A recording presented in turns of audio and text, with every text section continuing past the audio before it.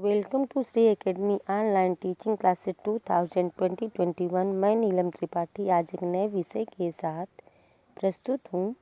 वह विषय है सुभद्रा कुमारी चौहान के द्वारा रचित झांसी की रानी। तो बच्चों, आइए झांसी की रानी और सुभद्रा कुमारी चौहान के विषय में कुछ जानते हैं। सुभद्रा कुमारी चौहान का जीवन परिचय और उनकी रचनाएं जानते हैं। यह एक राष्ट्रभक्त कवयित्री थी। सुभद्रा कुमारी चौहान एक प्रतिष्ठित भारतीय कवयित्री थी जिसकी रचनाएं हमें भावनात्मक रूप से प्रभावित करती हैं।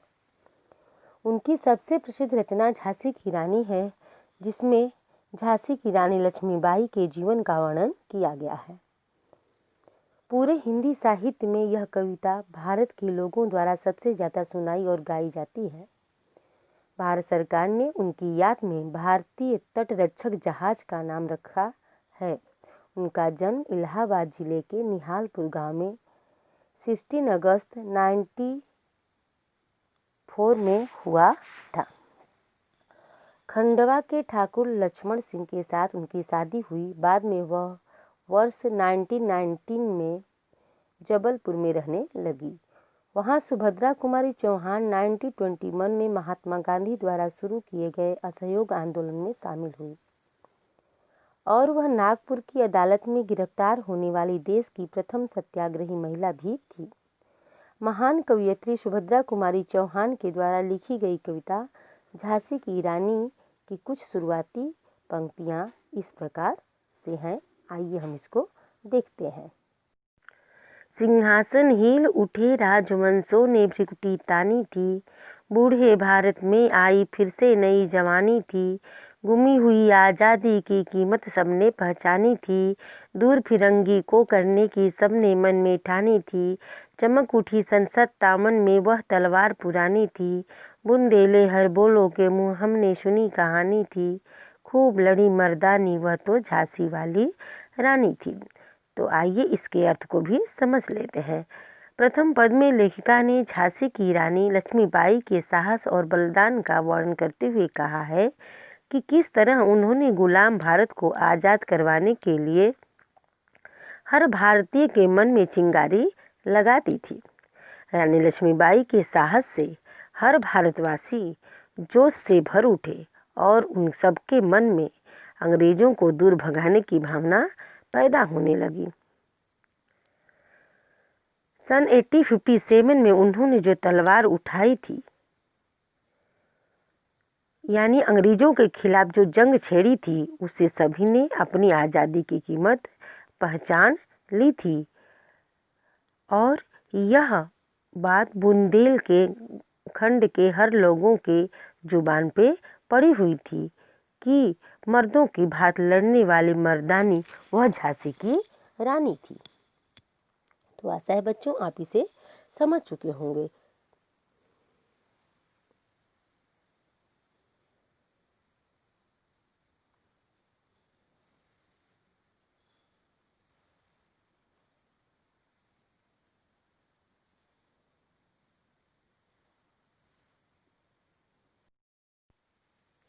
कानपुर के नाना की मुँह बोली बहन छबीली थी। लक्ष्मीबाई नाम पिता की वह संतान अकेली थी। नाना के संग पढ़ती थी वह, नाना के संग खेली थी। बरछी ढाल कृपाण कटारी उसकी यही सहेली थी। वीर शिवाजी की गाथाएं उसको याद जबानी थी। बुंदेले हर बोलो के मुँह हमने सुनी कहानी थी। खूब लड़ी मर्दानी वह तो झांसी वाली रानी थी। आइए इसके अर्थ को भी समझ लेते हैं। झांसी की रानी कविता के इस पद में लेखिका ने कहा है कि कानपुर के नाना साहब ने बचपन में ही रानी लक्ष्मीबाई की अद्भुत प्रतिभा से प्रभावित होकर उन्होंने अपनी मुँह बोली बहन बना लिया था। नाना साहब ने उन्हें युद्ध विद्या की शिक्षा भी दिया करते थे। लक्ष्मीबाई बचपन से ही बाकी लड़कियों से अलग थी। उन्हें गुड्डे गुड़ियों के बजाय तलवार, कृपाण, तीर और बर्छी चलाना अच्छा लगता था। आशा है बच्चों आप इसे भी समझ चुके होंगे।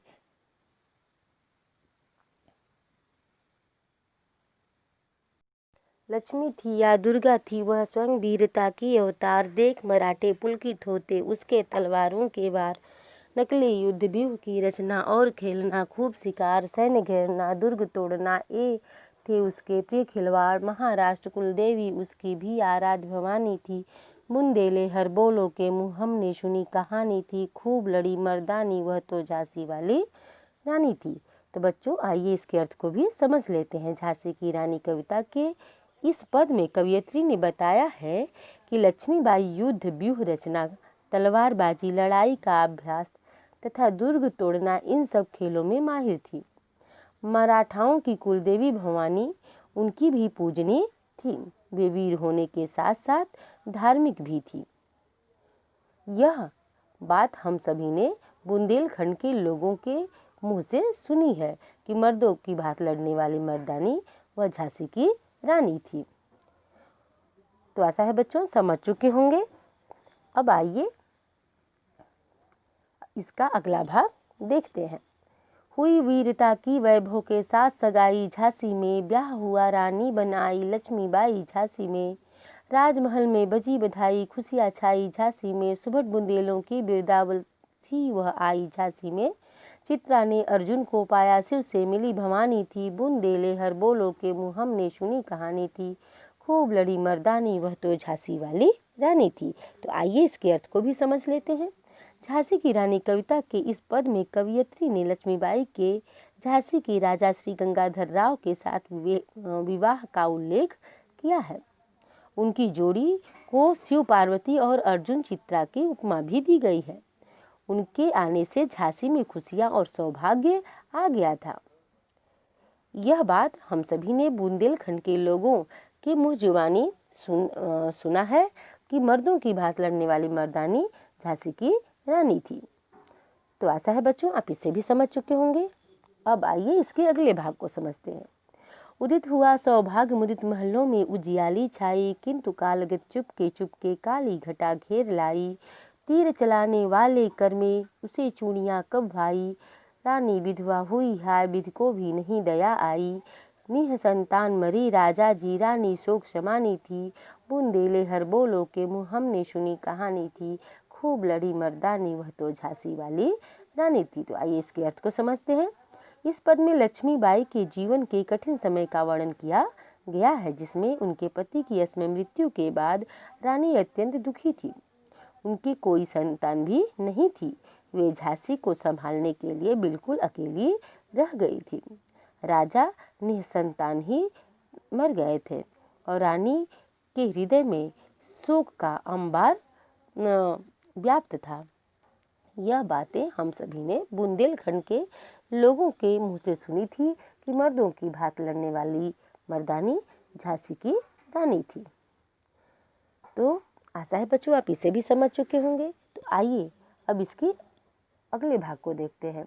बुझा दीप झांसी का तब डलहौजी मन में हर्षाया, अराज हड़प करने का उसने यह अच्छा अवसर पाया। फौरन फौजें भेज दुर्ग पर अपना झंडा फहराया, लावारिस का वारिस बनकर ब्रिटिश राज झांसी आया। अश्रुपूर्ण रानी ने देखा झांसी हुई वीरानी थी। बुंदेले हर बोलो के मुँह हमने सुनी कहानी थी। खूब लड़ी मर्दानी, वह तो झांसी वाली रानी थी। बच्चों आइए इसके अर्थ को भी समझ लेते हैं। झांसी की रानी कविता के इस पद में यह बताया गया है कि झांसी के राजा की असमय मृत्यु के बाद उस समय के अंग्रेज अधिकारी डलहौजी को झांसी को हड़पने का अच्छा अवसर मिला था। उसने अपनी सेना को अनाथ हो चुकी झांसी पर कब्जा जमाने के लिए भेज दिया। रानी अश्रु से पूरित थी। झांसी वीरानी हो गई थी, फिर भी उन अंग्रेजों को उन पर दया नहीं आई। यह बात हम सभी ने बुंदेलखंड के लोगों के मुंह से सुनी थी कि मर्दों की भांति लड़ने वाली मर्दानी झांसी की रानी थी। तो आशा है बच्चों आप इसे भी समझ चुके हैं। आइए अब इसके अगले भाग को भी समझते हैं। अन्य विनय नहीं सुनती है, विकट शासकों की माया। व्यापारी बंदया चाहता था जब यह भारत आया।